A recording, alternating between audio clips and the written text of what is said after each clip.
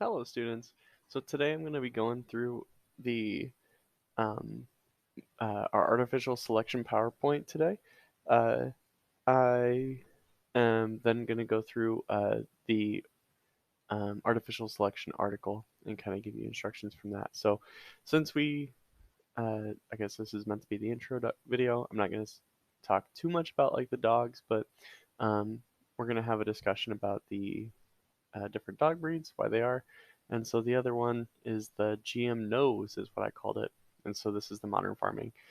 So what is a GMO? And so as we go through this, we're going to continually come back to this idea of GMO, and then another term which will pop up kind of near the end.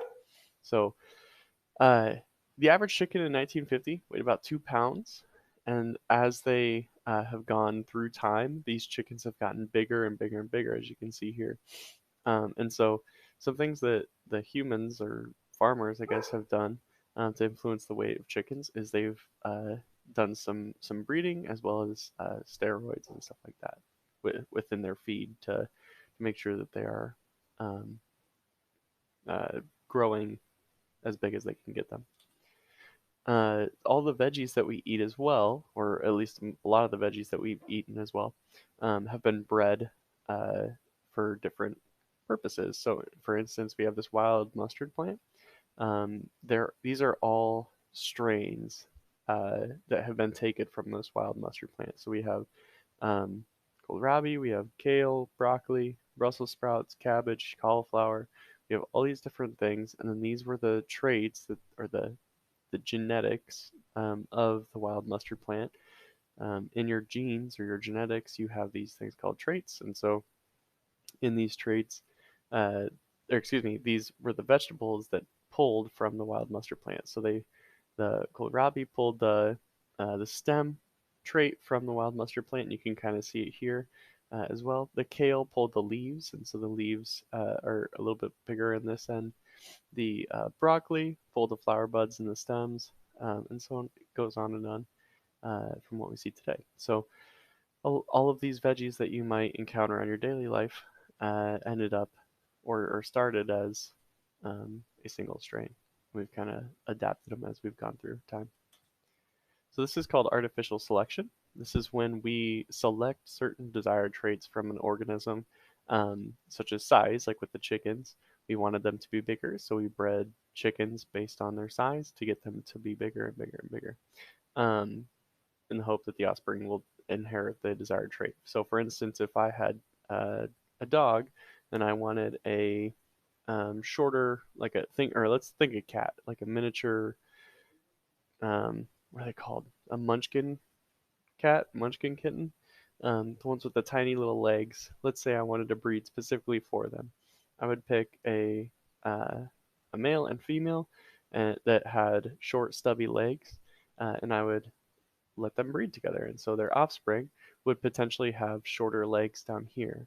Um, well, I guess these are chickens, but they would have shorter legs. And so I would take those offspring and then I would breed those offspring with another short legged cat. And so over time, as these populations or as these offspring come through in waves, we should see that the cats tend to get shorter and shorter legs.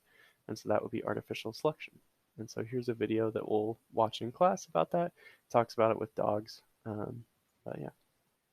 And so here's another scenario. So let's say that you train a racehorse. Oh, you train and race horses. Your current horse is the fastest horse in the state. And so after retiring, some horse breeders contact you and they are interested in buying your horse. So why do you think they're interested in buying your retired horse that is past its prime? Like it's not going to race anymore.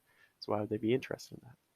Well, they're thinking that maybe like they can get your horse to mate with another horse that is fast, and then those offspring will be fast, and so they'll have since they'll own the offspring, they'll have a higher chance of, and the offspring will be able to race as well, since they're a little bit younger. Hopefully, they'll be able to win some titles that way, and so the horses will continually get faster, the race horses. And then there's another thing with like the apples. So which apples are best? Everybody has their favorite ones down here. I like the Fuji ones as well as the Honeycrisp. Um, and so what they've actually done is they've taken these different apples and they've grafted. So they're like stems and stuff that you can get from different trees, and you like graft them on, and that kind of like uh, helps them grow in certain ways. And so that's kind of our discussion about artificial selection. And then the next thing would be to read this uh, activity here. And so obviously I'm not going to read this whole thing to you because that's your job. But here's a video as well that you can watch. This is a different history of dogs. The first one that we're talking about, or that's in the PowerPoint, is a little bit not easier, but just like a little bit shorter for a PowerPoint. And then this one is a little bit more in depth. And so artificial selection is also called selective breeding. And so as you kind of read through these, there'll be questions that pop up. These are the three traits that, or excuse me, three types of breeds that exist in dogs.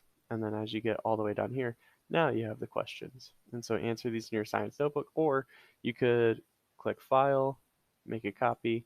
Well, I guess everybody has their own copy, now that I think about it.